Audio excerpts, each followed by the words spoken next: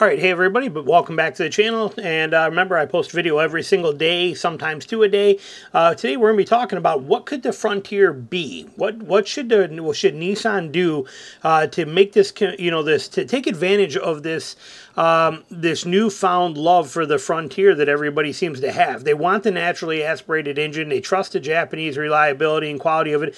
But Nissan could use a little spicing up here. And what could it do to do that? How could we make it there? Well, I went ahead and wrote down everything. I got a list here for you. I got some examples, some things we can look at and dive into. But how could we make this truck better? What could we do to this? One of the first things we could do that a lot of people ask for is offer a long bed version in a Pro 4X or something off-roady. So you can get right here, you can get a Frontier, you can get a crew cab long bed in the SV model, but you cannot get a long bed version in the Pro 4X. They don't make a Pro 4X version in a long bed, which means in the Pro 4X is the only one you can get the rear locker in, and the Bilstein setup and some of that kind of stuff, the skid plates, and it's kind of a bummer they're not giving you that. Well, we would solve that in this new one as well too. So now Nissan once thought about doing it with a Titan. Okay, we had the Titan Warrior concept, which is a pretty sweet truck, and I love the look of this. I think they should just carry a lot of this over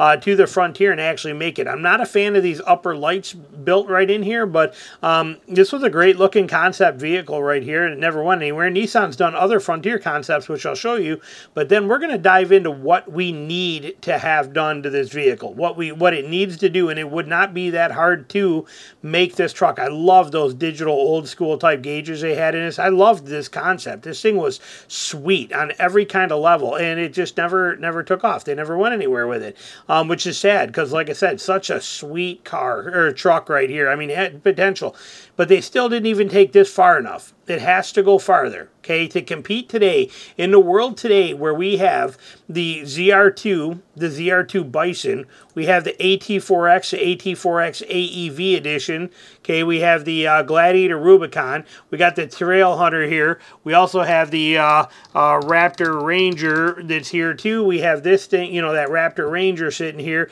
We have all of these vehicles in the mid-size world that are just true powerhouse vehicles, pure capability. These things have got it in spades, except for this one. This one's still pretty lacking here as far as, this is the only mid-size Nissan. Honda is, I'm not considering Honda in here because it's on unibody. So forget about the Ridgeline for this. We're talking hardcore off-road trim levels.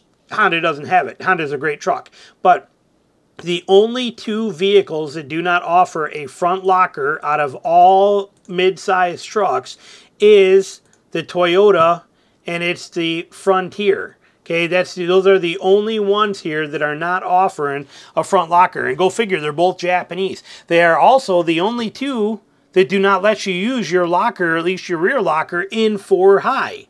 Okay, this is getting, I mean, these Japanese truck companies, they need to get on board with what it's like for true off-roaders. And don't anybody go tell me, well, they build the Hilux and they build these super tough vehicles to go all over the world. I don't care. Okay, here in the United States, and I'm sure, and I watch a lot of Australian four-wheel drive vehicle or channels and things like that too, and I'm telling you, they would all benefit from being able to use a rear locker in 4 high. In today, 2024, there is no reason to create a vehicle that is an off-road vehicle where you cannot use a rear locker in 4 high. There's no understanding behind that whatsoever, and Toyota will be that way for a long time, okay? They're going to be that way for a very long time. Their diff's not built up enough for it. Transmission can't take it. Like I said, they're doing a good truck, but it will be at least 6-7 years before Toyota jumps on that front locker bandwagon like everybody else has, okay? So they're way behind the schedule, but Nissan, this thing could be used for an update here. We got the 2025 refresh coming. We get that. We understand that. But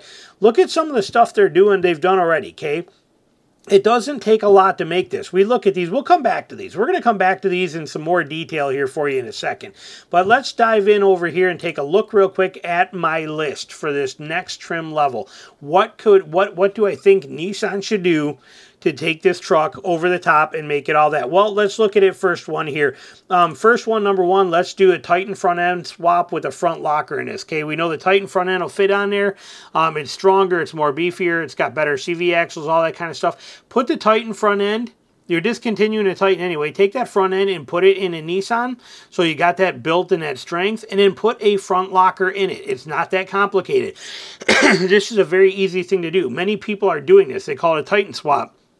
Many people with Frontiers are already doing this to get that heft and beef up front and put a front locker in it. Okay, that's number one on there. It's got to be done. Number two, 2-inch lift minimum. Give it a 2 or 3 inch lift. Put 33s on there. We see that here when we look at if we look at any of these trucks here. These are new concept trucks. Every one of these are lifted 2 or 3 inches. Okay, not one of these is sitting at stock height. You can tell that. Basically, and I've talked about this in a video probably 2 years ago. Nobody paid any attention to it. It got like 200 views. But if you draw a line, if we look at this truck right here, let's see if we got a better one to show as an example here, as a sideways one. No, we really don't. This one I could probably make one sideways. Yeah, so if we draw a line from the center of this hub to the center of this hub, and most vehicles are sitting on 32 or 33 inch tires, we know that the height difference here, so if it's 32, it's 16 inches, or 33s would be 16.5 inches from the center line of this hub across here. Where that body sits in relationship to that shows you if the vehicle is lifted or not. It's very easy to see just by drawing that straight line from axle to axle crossed here and noticing the body height, okay? This is a Ranger Raptor. Notice it here on the, well, you're not going to see it on that one here on the, look at here, are we going to see a side view of this? You can see here, look at how low the body sits right on top of that, right on top of that, right on top of that, okay? When you roll over here to the TRD off-road, okay, right here, notice that it gets a little bit bigger than the Limited. Look at the height difference here, okay, between there and the Sport. You can see it slightly. You can see it, start to see it more in other vehicles. Like, look at this thing right here. You can start to notice the height difference of that body, and these are 35, so this is a much bigger offset. So you can, that's a good way to tell the height difference of that. Look at how much higher this is sitting off of these on the ZR2. So anyway, when we look at these, we see every single one of these are lifted. Look at how high up on this one right here. Look at how high that body sits above that center line of wheels. Same thing here. Same thing here. So having that lift on there and putting 33s minimum on there would be an easy thing to do and a great thing to do. They already, everybody offers a lift for the Frontier already. Next one, off-road skid plates. Yes, they got a good front skid plate on the Pro 4X, but offer some more throughout it if you're going to make it a true off-roader. Give it some heft underneath there, so we got those options on there. Next one that we want to do is, again, like I said, give us the locker use in 4 high. Mandatory. If you want to sell an off-road truck from 2025 and beyond here, you need to give us the locker option in 4 high. It is mandatory today, and I won't buy one without it. Off-road tires would be a nice plus. Good off-road tires. Okay, many of them even offer mud terrains, things like that on the trims. Today, good off-road tires would be nice. Move the rear shocks outboard and put more aggressive fender flares on it. And they already have, as we see when we look at this, like that Warrior here, this one here, but the Warrior concept already has those fender flares that kind of kick out on this a little bit more. See, it's got this a little bit more aggressiveness stance to it, a little bit more offset to the tires, kick them out a little bit, give it a little punch. It's not just for looks. It also kind of helps protect a lot of the body stuff too. It's a great thing. You don't need to make it like a wide body Raptor, but just give it a little aggressiveness with some more flares and a little more offset in the wheel stance would be a beautiful thing. And then next one here is where we at right here.